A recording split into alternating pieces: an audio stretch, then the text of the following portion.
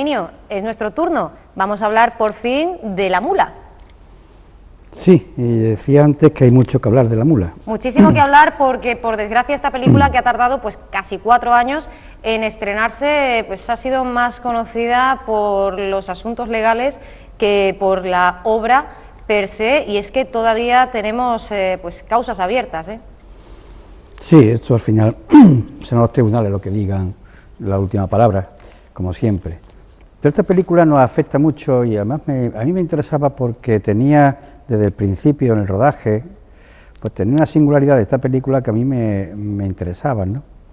Primero, una película que se rodó en Córdoba, en Cardeña, concretamente la Sierra de Cardeña, porque como está situada en los últimos días de la Guerra Civil, en el frente que había en la Sierra de Córdoba, pues está rodada, en Cardeña, también en Córdoba, en el Palacio de la Merced, se rodó parte de ella, en fin, tiene una vinculación muy estrecha con Córdoba en primer lugar.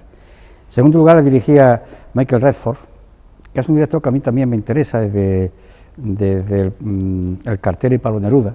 De hecho, él considera que aunque esta película, bueno, que en realidad al final se retira, ¿verdad?, del rodaje por toda esta controversia, por todo este problema legal, él considera que es la tercera, ¿no?, película la que cierra ese tríptico compuesto por Otro tiempo, otro lugar, El cartero y Pablo Neruda, así que La Mula sería ya el broche de oro. Sí, ¿no?, esa fue la intención suya al principio, ¿no? Cerrar esa trilogía que quería hacer en relación con personajes sencillos, que tuvieron relación con hechos importantes, como ocurre aquí también, ¿no?, en La Mula. Y yo creo que sí, bueno, si la película tuviera tenido un desarrollo normal de su producción, probablemente pues estaríamos ante una película muy conseguida de Michael Redford, sí. Creo que era para mí un atractivo de ese rodaje de la película. Pero cuando resulta que la estrena, se estrenó hace unos días en el Festival de Málaga, se presentó en el Festival de Málaga, pues, bueno, aparece como un director anónimo. Entonces, la primera vez que sí, yo como tropiezo... el Lazarillo de Tormes o el poema de Mio Cid, ¿no? Muy extraño, ¿no? Es una la cosa primera vez curiosa, que tropiezas sí, con una película cuyo director es anónimo. Claro, esto sorprende a quien no conozca la historia que se ha desarrollado en el transcurso de estos años, pues sorprende que un director de una película renuncie a su nombre, a que figure en esa película. Bueno, esta película tuvo un avatar tremendo, ¿no?, en su producción. Fue un primer, eso nace por una novela de Juan Luna Eslava, que se llama La Mula, y en esa novela contaba él la vivencia de su padre, que había sido acemilero en la Guerra Civil, en el bando nacional, en el frente justamente de Córdoba. Y bueno, pues allí está, esa novela pues tiene mucho interés, despierta el interés de Gecko Film, que es la productora de la antigua José Frade, y ahora la lleva Alejandra Frade, la hija, que lee la novela, le encarga un guión y empieza a trabajar en el tema de producción. Bueno, hasta aquí todo normal, pero a continuación, buscando fondos europeos, porque si se financia por 3 países mínimo, pues, o 3 productores de países distintos, se cuenta con financiación europea, pues se empiezan a hacer gestiones. Primero, algunos directores rechazan la dirección, pero a Michael Redford le interesa la historia y se encarga él de buscar una productora inglesa que no encuentra, y él mismo funda una productora que es La Mula, bueno, Warhorse, ¿no? Warhorse. Entonces, faltaba que un país, y entonces buscáis un amigo en Irlanda, que funda otra productora, y ya tenemos 3 productoras de Irlanda, Inglaterra y España, que pues consiguen los fondos europeos. Todo esto pasa el tiempo, eso empezó en 2008, ya llevamos por el 2009. A fin de cuentas, la mayoría del peso de la producción la tiene Frade, la tiene la productora española, el 67% es productora española. Bueno, se comienza el rodaje por fin, después que se hace un guión entre Juan Luna Eslava y Michael Redford, o sea, en el guión, pues se comienza el rodaje pues en septiembre del 2009. En noviembre del 2009, el 3 de noviembre, al principio de noviembre, 2 meses después del rodaje, pues se marcha el director. Michael Redford abandona la dirección, se marcha y se lleva al equipo inglés que estaba trabajando con él. La película se acaba 3 días después del rodaje, se termina el rodaje y ahora empieza otro un calvario de cómo eso se pone en las pantallas. El trabajo de postproducción y de distribución pues es enorme, ¿no? Y sobre todo un papel importantísimo, el montaje. Entonces ahí ya empieza un calvario que ya se venía cociendo en la producción, de desavenencia entre las tres productoras, fundamentalmente entre la inglesa y Gecko, la española, y eso ahí ya pues llega un momento en que la película se encuentra pues un atasco y sin salida. Se hace un montaje como se puede, Alejandra Frade hace el montaje de la película como puede, tiene idea por supuesto para hacer un montaje, la ayuda a Teresa Font, en fin, hace un montaje pasable, ¿no? Y la presentan para que le dé licencia al Ministerio de Cultura.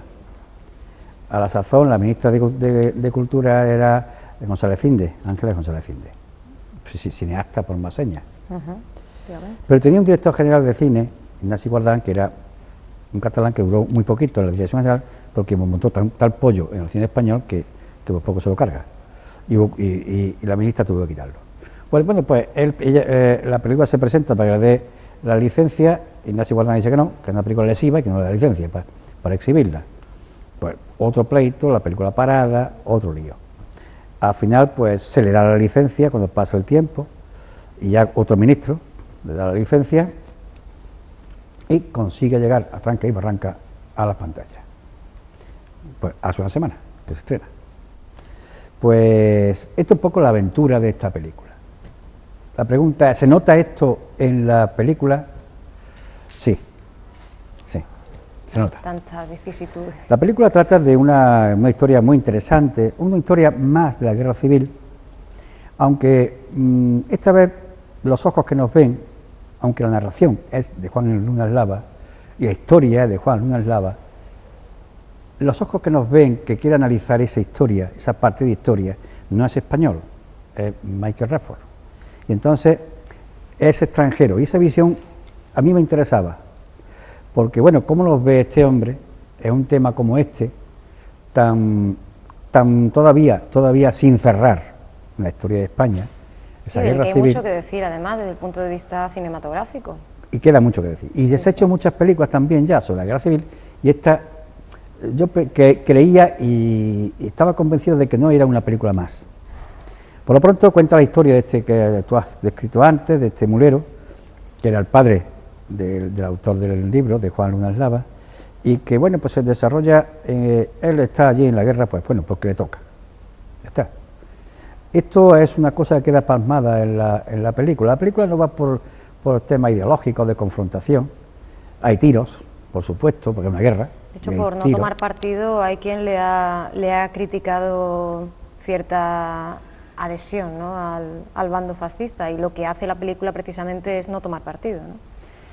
Bueno, la película no se inclina por nada, porque la película no va por ahí. Para empezar, la película no va por el sentido de guerra civil, quiénes los buenos, quiénes los malos, que decía uno, que decía otro. La película no va por ahí, pero la película no es neutral, ¿eh? Eso sería imposible, además. La película no es neutral. Eso es imposible. La película, el protagonista es del bando nacional, es un acemileiro que ni siquiera usa armas, y los protagonistas de la película son los acemileros, que son gente de extracción muy humilde. Concretamente el protagonista vivía en una ranchería de Andújar, donde un señorito tenía un cortijo enorme y él pues, admiraba cuando veía pasar al señorito en el coche, ¿no?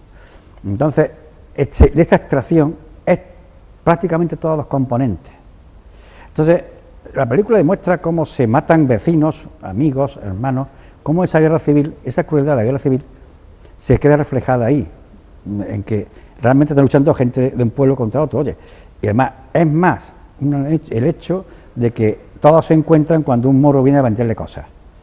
En un barranquito, pues bajan los republicanos, bajan los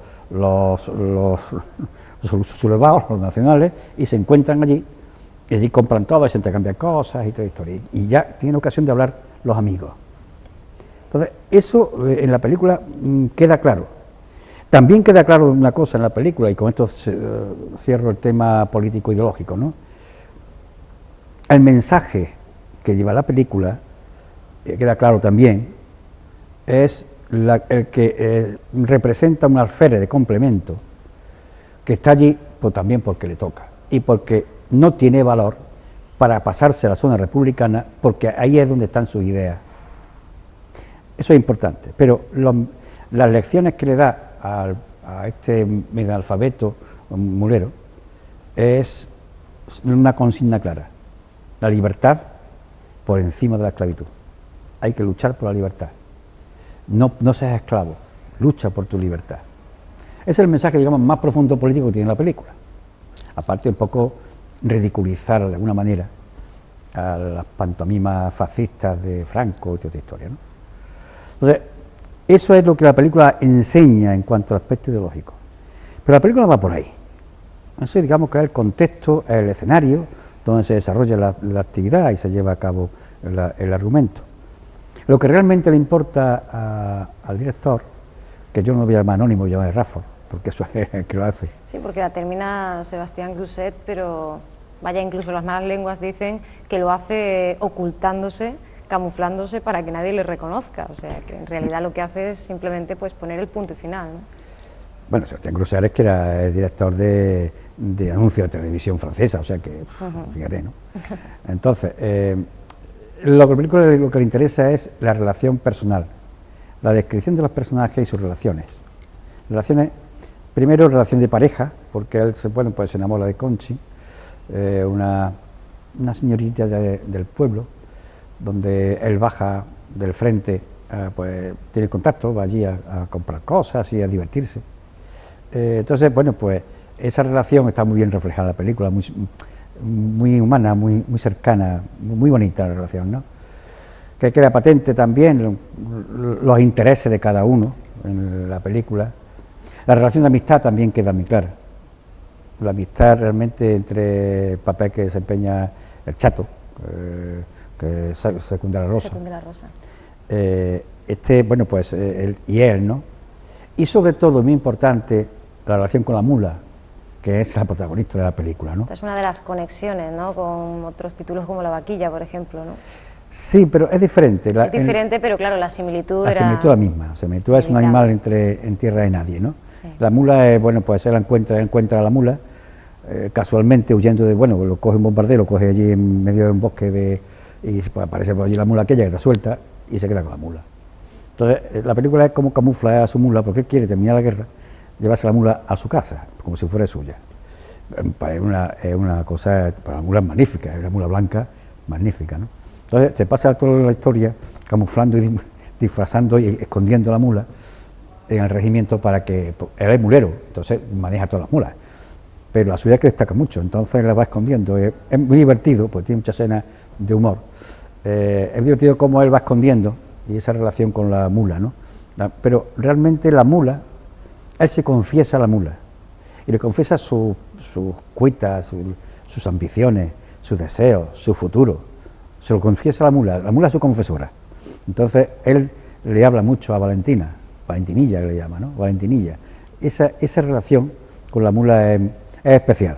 Esos monólogos que tiene con la mula son muy especiales porque van definiendo muy bien al personaje.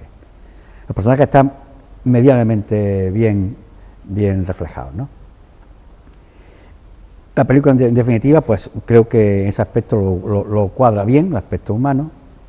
¿Qué tiene la película de negativo que refleje, mejor dicho, la odisea de su producción?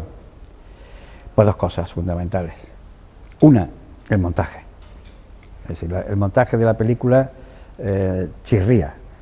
No es un montaje hecho por su director, aunque en los contratos que se firman, las productoras tienen la última palabra sobre el montaje. Eso es tradición, ¿no? Si quien paga, que la productora, tiene el último derecho de montaje de la película.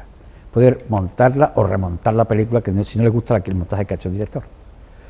Y aunque eso es así, la productora esta, en este caso Beco, ejerce esa cláusula y monta la película, el material que tiene es muy bueno para montarlo, es buen material, pero el montaje chirría. Ahí hay una especie como de falla a veces de récord, hay cosas ahí que no funcionan. Y en segundo lugar tiene como negativo que al empezar la imagen a mí me desconcertó un poco, porque las imágenes no son nítidas, se ven aún el granillo, entonces es un poco chocante que en una película, bueno, hoy día eso no se ve. Claro, que la factura falle, ¿no? No, yo creo que la productora Frade hizo incluso hubo mucho follón porque puso un tuit y aquello se lió, incluso una carta escribió a uno que le protestó sobre el tema y que exigió que se le devolviera el dinero porque se veía granulado y eso no podía ser. Ella la justificación que daba era que se ha querido buscar la textura de la época. Entonces, bueno, pues no es la nitidez ni del Blu-ray ni del digital, sino la textura de aquella época de 36 milímetros de celuloide, que era la que era. Entonces, bueno, pues se ha intentado hacer una aproximación a esa película, ¿no? La cosa no es así. La cosa parece ser que el original, el negativo, lo tiene Michael Radford en Londres y que la película se ha montado sobre la grabación en vídeo. Entonces, de ahí la textura que tiene y de ahí lo más. Esto se explica, por quien no lo sepa, que en todas las películas cuando se rueda, se graba en vídeo a la vez. Eso sirve para que la secretaria del script de rodaje pues vea el raccord para el día siguiente, busca el raccord en las escenas, para que el productor o la productora conozca lo que se ha hecho en el día, sin necesidad de revelar la película, y el propio director también, pues para ver qué ha hecho, qué es lo que tiene hecho y cómo ve la secuencia. Todas las películas se ruedan en vídeo, al mismo tiempo que se rueda en el material, en soporte de película. Claro, lo que contaba la productora era con el soporte de vídeo. Lo otro parece ser, porque esto lo han comentado algunos actores, yo por lo que han comentado algunos actores, parece ser que el original, o sea, el negativo lo tiene Michael Radford en una caja fuerte en Londres. Y eso tiene ya más explicación de por qué la textura de la película es un poco más grano se ve, y todo esto parece que eso tiene más sentido, ¿no? A mí eso no me estorba, para nada. O sea, a mí la historia bien contada, me interesa la historia más que la forma. Se agradece una forma bien hecha, pero lo más importante es la historia. A mí la historia me interesó, creo que está bien hecha, creo que con las disfunciones que el montaje tiene, porque son evidentes y que a veces te chocan, ¿no? Una secuencia choca en el montaje, pero superando todo eso, sabiendo la odisea que ha tenido esa película, es un producto realmente digno. Sí, esa palabra, es dignidad y solvencia, es casi lo que más se ha oído, ¿no? Y se ha leído en estos días. Sí, porque es una película que tú ves y sales no diciendo qué tontería, a mí me recordó mucho, a la salida me recordó mucho otra aciaga película relacionada con Córdoba, que fue Manolete. 6 años tardó en estrenarse Manolete. Otro dice de producción, parece que tenemos malfario, ¿no? Ya no se acordaba nadie cuando llegó el estreno. Se comentó mucho todo aquello, aunque no se rodó en Córdoba, pero por lo menos, hombre, hablaba de Manolete, nada más y nada menos, y de su madre. O sea, que eso son figuras, digamos, antológicas de la historia de Córdoba. Entonces, bueno, pues la película después fue un completo fraude. Cuando se estrenó, más vale que se hubiera estrenado, ¿eh? Es la película más mala que yo he visto, que yo recuerdo haber visto, ¿eh? Malísima. Porque ahí todo se basaba en el parecido del actor con Manolete y ya está, ¿no? No había otra cosa, claro, aquello no funcionó para nada. Entonces yo me temía también, después de todo esto, una cosa que no funcionara. Y no, tengo que decir que esta película, la historia funciona como renqueante, pero funciona. La historia es creíble, lo que cuenta y la forma de enfocar los asuntos son interesantes y están bien hechos. Le falta una cosa que le falta a Michael Radford. Michael Radford hace películas, sabe hacer muy buen cine. Pues En plan brillante, o El mercader de Venecia, o lo que hemos dicho, El cartero y Paloma Neruda. Son películas donde demuestra una habilidad en contar películas que lo hace muy bien, cuenta bien. Pero le falta una cosa que los flamencos llaman el pellizco. No tiene pellizco. No es esos directores que saben emocionarte, transmitirte. No, él coge incluso, fíjate tú, que el papel que hace Al Pacino en El mercader de Venecia es prodigioso, ¿no? Que hace Shylock, el judío, es para que transmita, y mira que hablamos de Al Pacino, que hace un papel formidable, ¿no? Pero la cámara, aquello no consigue transmitir, te emociona, sí, pero no la cantidad que debería hacerlo. En La mula pasa igual. La mula tiene momentos que tienen que ser muy emotivos, y son emotivos, sobre todo el final, A mí el final me gusta porque el final también él quiere plantear una cosa que me parece muy importante, y es quién gana la guerra y quién la pierde. Que ese quizás sea un mensaje también que tiene la película, ¿no? La guerra, ¿quién la ganó? Sabemos quién la perdió. Y no la perdieron solamente los republicanos, la perdió el pueblo, ¿no? Queda reflejado en la película. La ganaron unos cuantos y la perdieron muchos. Entonces, ese mensaje final, que está muy bien contado, esa secuencia me gustó bastante porque está muy bien contada. Entre un diálogo entre Secund de la Rosa y Mario Casas es muy interesante, ahí. Y eso sí me interesa, y eso sí lo refleja bien. No llega a ser emotivo del todo, pero sí saca conclusiones. La interpretación de la película es Mario Casas.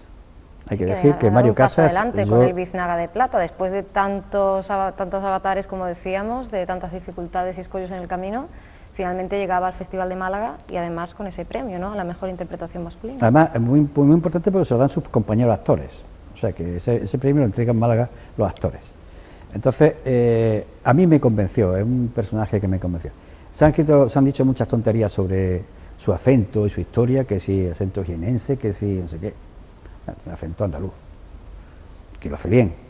De hecho, él se va una semana en Andújar, cuando pasa por Andújar, se va con uno que le pide un autógrafo, un chaval le pide un autógrafo, lo oye hablar y dice, oye, tú puedes venirte conmigo y me enseñas a hablar. Se lo lleva a su casa un Cortijo y estuvo una semana aprendiendo cómo se habla en Andújar, ¿no?, para imitar.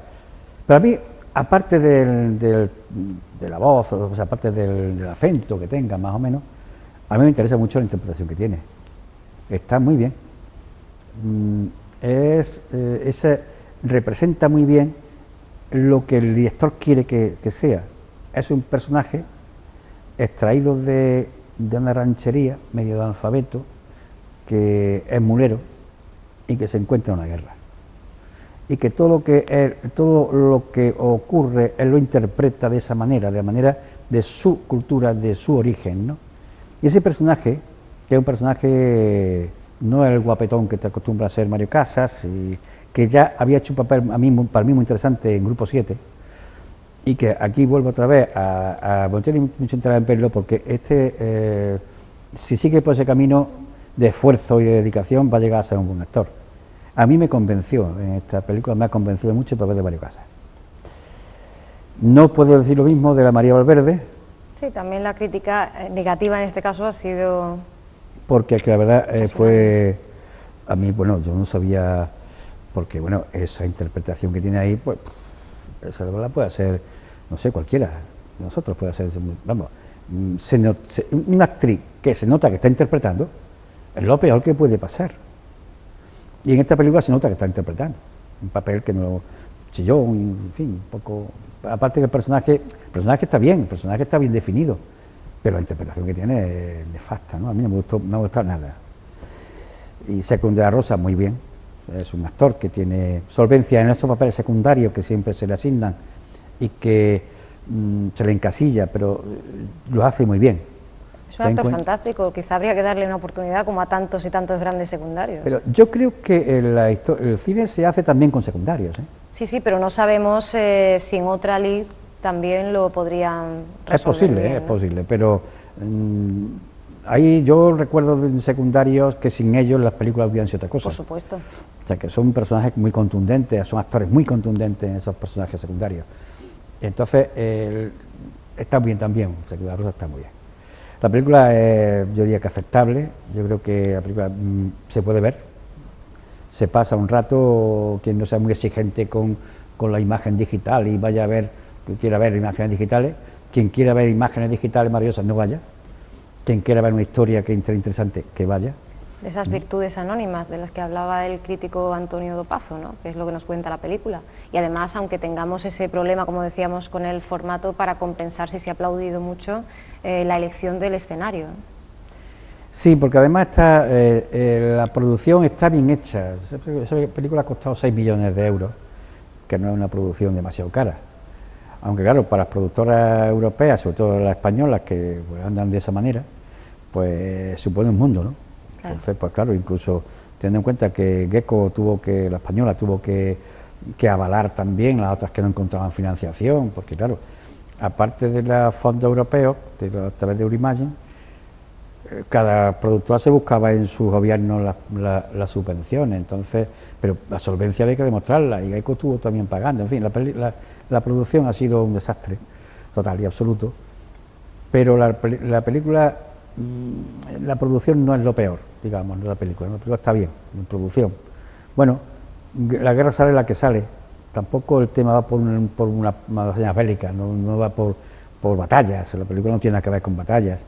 Lo poquito que sale es para reflejar precisamente esa España partida por la mitad y esa razón de que cada uno pues está donde le tocó y se acabó, ¿no?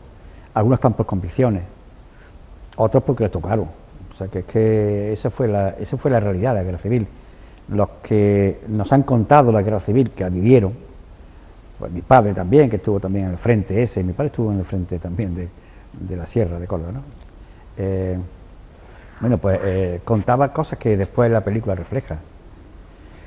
Se ha intentado establecer una similitud con La Vaquilla. Bueno, La Vaquilla es una película de humor, de Berlanga, que lo que le interesa a Berlanga es reflejar la miseria de la guerra a través del humor, y a veces escatológico, o sea, bueno, porque es Berlanga.